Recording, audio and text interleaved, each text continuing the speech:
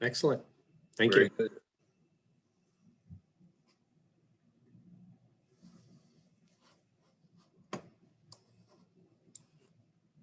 Okay.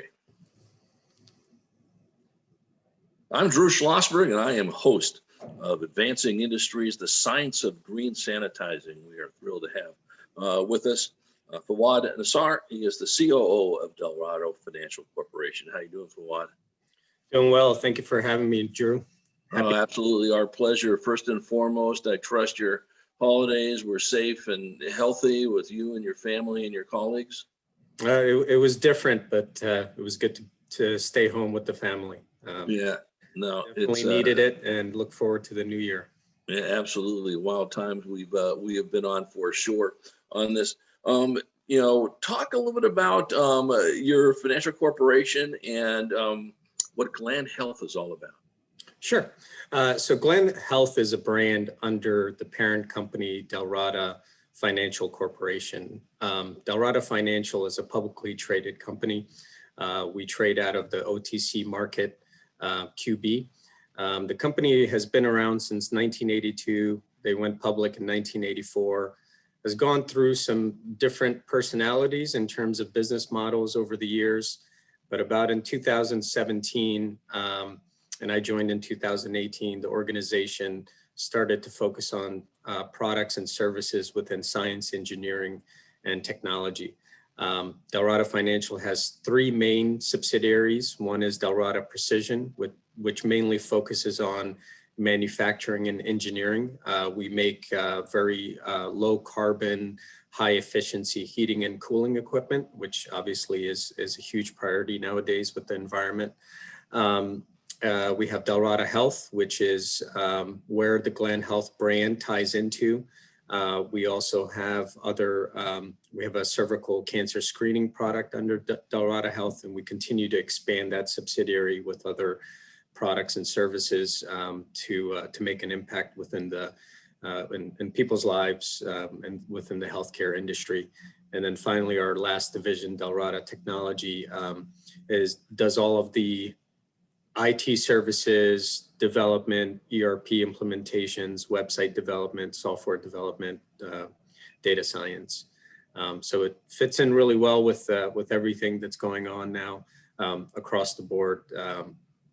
So we're very excited to see what the future holds for us moving forward. Right, yeah, that's quite a diversity in that in your corporation. So has your background been in science and technology and engineering, or it's interesting how all of this came together.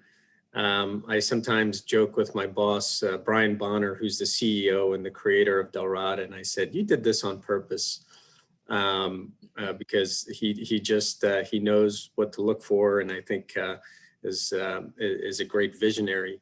But my background, I studied chemical engineering in college. I got my master's in biochemical engineering. I went into making one of the first monoclonal chemotherapy drugs at Wyeth Pharmaceuticals that later got bought out by Pfizer. So a lot of things that you're hearing in terms of mRNA vaccines and targeted chemotherapy, mRNA technology that's currently used in vaccines is actually a technology that was planned and is currently being used for cancer. So I worked at Wyeth as a biochemical engineer, then moved from New York back to Maryland, where I ended up at a marketing and technology agency. For about 13 years, I stayed there, focused mainly on the healthcare industry, pharmaceutical organizations, providing strategic consulting services from a marketing and tech perspective. And then ended up in California 13 years later, spent some time in the CBD industry, and then I came on board to Delrado. And so my background is in engineering. I've always gravitated towards the sciences and mathematics, and I have extensive experience in technology. And so the organization sort of, I guess, modeled itself around my background and experiences. So it's a lot of fun because I'm able to diversify and one day we're talking about software engineering, another day we're talking about quaternary ammonium compounds and how they interact with the coronavirus. So it's fun. It's good Right, stuff. exactly. Well, I guess a lot of it leads obviously to the business of sanitizing and green sanitizing, and of course, San Diego has been one of the hardest hit areas, as you know, with COVID-19, especially with the latest reports that are coming out. The other hotspots, of course, in this country, but especially in San Diego. Let me ask you this: so, what global impact has eco-friendly sanitizing made since COVID emerged last March? It's interesting. If you look at the stats and the data, it shows that in terms of volumes, percentage volumes used with quaternary ammonium compounds and eco-friendly sanitizers, it's actually less compared to your alcohol-based and chlorine-based. However, if you compare it to the usage of these products, compared to prior 5 years, it's definitely on the incline. It's increasing. We're looking at the supply chain of raw materials, and it's difficult now to find some of our active ingredients and some of our raw materials where we make our solutions with. So the global impact, I think what's happening is that more and more businesses, the general consumer, government bodies, educational systems are realizing that the overuse of alcohol, the overuse alcohol-based hand sanitizers, excuse me. Right. The overuse of chemically based chlorine solutions, bleach, some of your other hypochlorite type of products can be very impactful to the environment. And we don't necessarily think about the long-term effects of overuse of these products. If you think about an alcohol-based hand sanitizer that's used, before the pandemic sparingly, a couple of times on a weekly basis, now you're squirting hand sanitizer on your hands, probably every 30 minutes, or every time you see it when you're going shopping. Right. It's accessible. You're putting your hand out or grabbing a wipe. So that has a health impact later on that you may not necessarily recognize right now. And I think the governing agencies that are in charge of making these recommendations will have a lot more data to work with in terms of how eco-friendly sanitizing products is the way to go moving forward. Right. You've been talking about QACs, and so how are they used in sanitizing? And what is the science behind them? And are they significantly different than bleach and chlorine? Yes. So quaternary ammonium compounds have existed since, I believe, the 1920s or 1930s, and it has been used as an antimicrobial and a sanitizer since then. It's actually also used in eye drops and cosmetics. So they're fairly safe and specified minimal concentrations. Higher concentrations, obviously, with anything can have some type of effect. But they've been used for quite some time. They're organic salts, and the way they're described is that they're ammonium based. So they have a nitrogen center with hydrogen covalent bonds.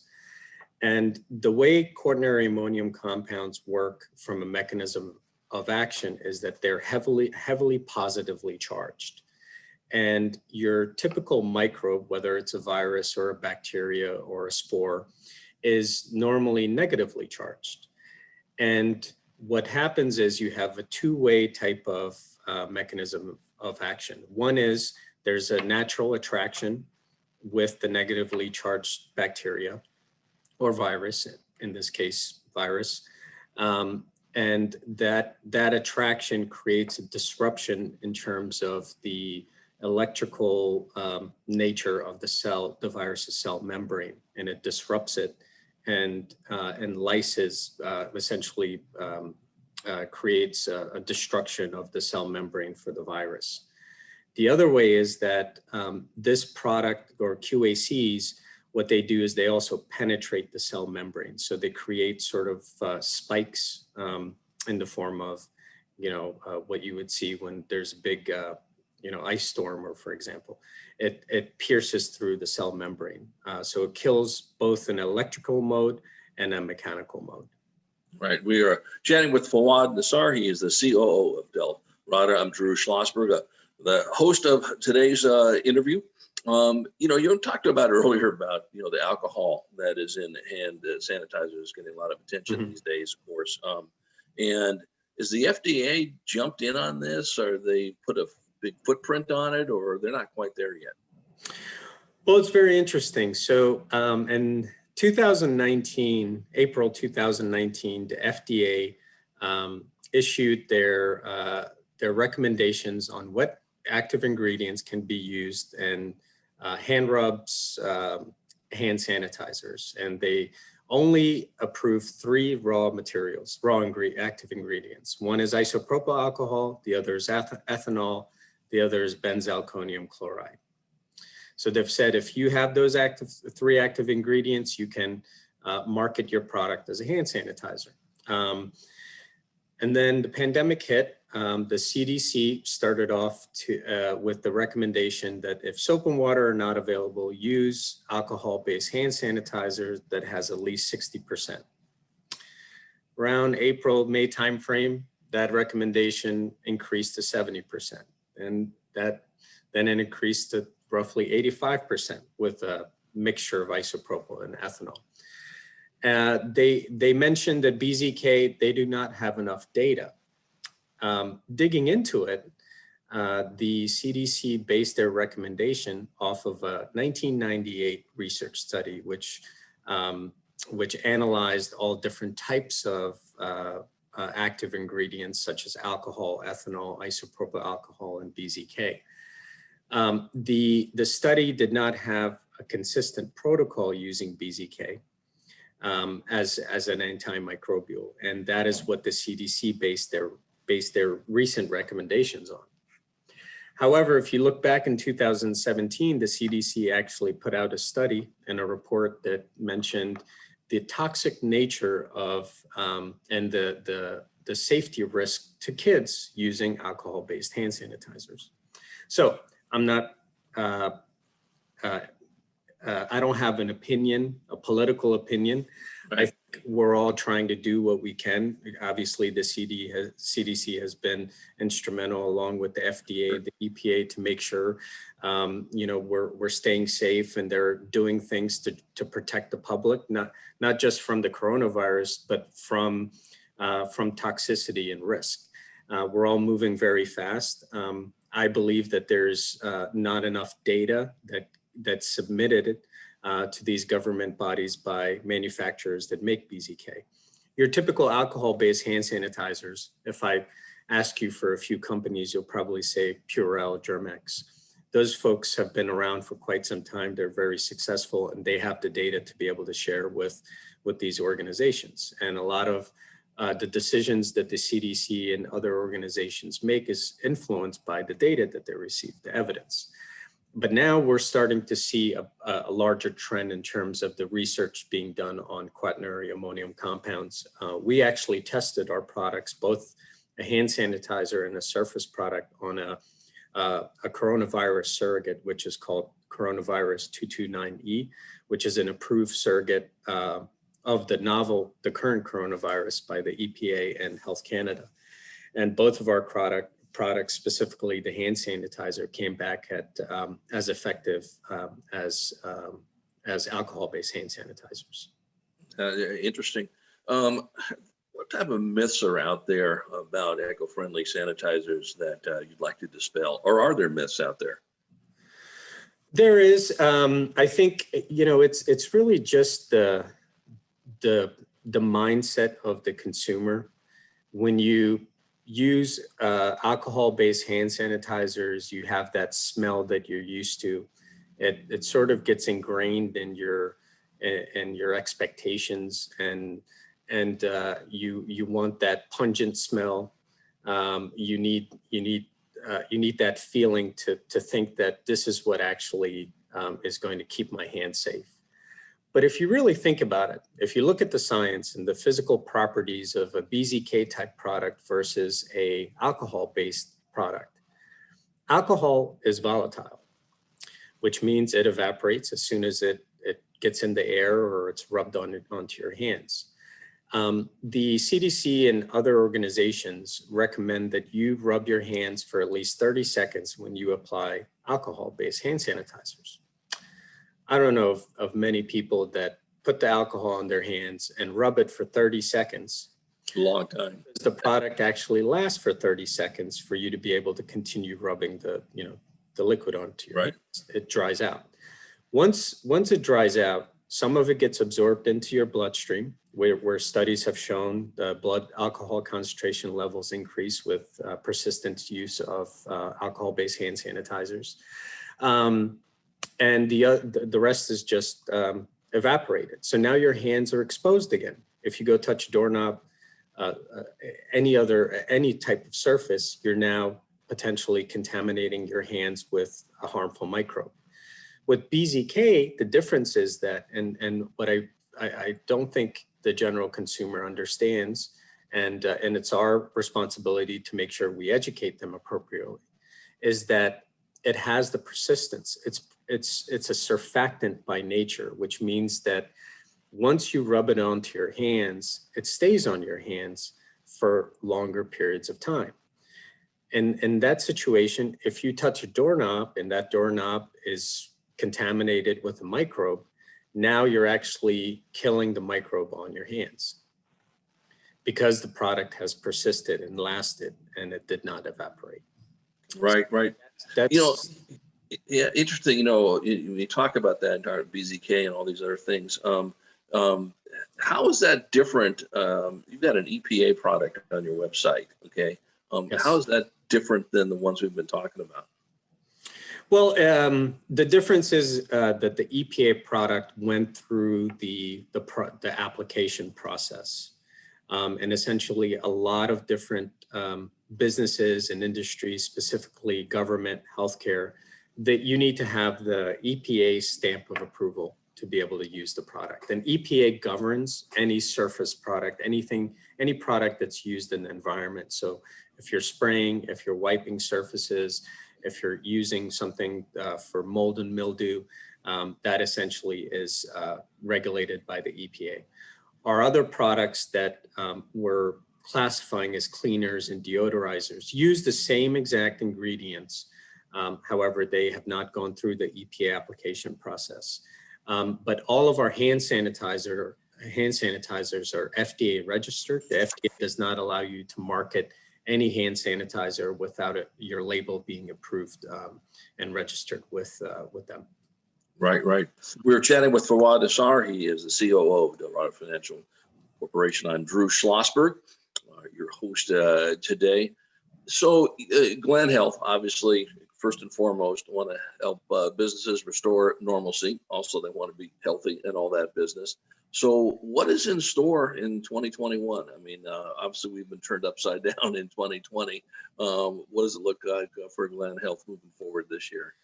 Well, we will continue to expand our product portfolio. We're not just selling hand sanitizers or disinfectants. What we're selling is a safety program. Every business need is different, whether you're managing a school system or a daycare facility or a healthcare nursing clinic or a manufacturing facility. So all of their needs, the way they use the products, and the individual specifications, whether it's a casino to an airline, it all has to be tailored in a way where the safety program is an attribute for that organization to make sure that they prioritize safety. Every business moving forward, where before it was all about their services and their customer service and how great their products were. Now, if you think about it, the first thing that a consumer or a guest walks into a hotel, they're thinking about safety. How am I going to get from here to my room and make sure that I'm sanitized, my hands are sanitized, the room is clean, I have a sanitizing sticker on there. So for us, we know that this coronavirus, the most transmissible virus or disease that has ever existed in the history of the world, is going to be around for some time. This vaccine, we're really digging into it in terms of looking at the world population being vaccinated, and it could potentially take at least 2 years for that to happen.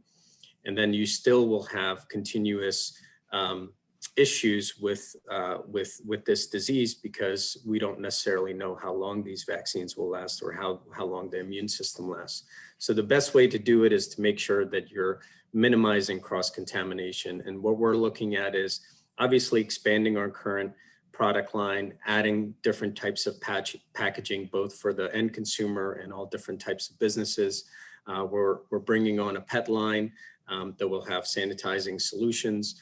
We're looking at specific industries such as the tattoo market and healthcare industry, and look for areas where we can make an impact so that people can continue with their lives, and businesses can continue focusing on growing their business and doing it in the way that they've been used to, but putting in safety protocols to give them peace of mind, their employees peace of mind, and their customers peace of mind.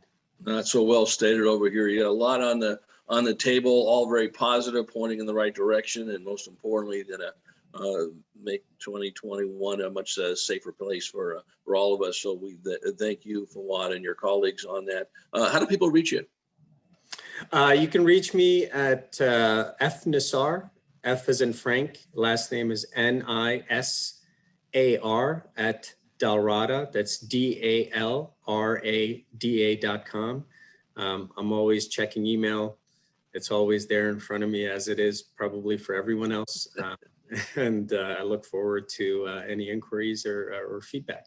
Well, we really appreciate the content you provided today, and wishing you and your colleagues nothing but great success in 2021. And Fawad, we'll probably look forward to having you back on somewhere down the road. I appreciate it. Thank you. And I wanted to mention that if you wanted to learn more about our products, you can visit glanhealth.com. That's GLAN health.com. And we have a lot of great educational articles in there to learn more about our products and how they can keep you safe. So feel free to visit.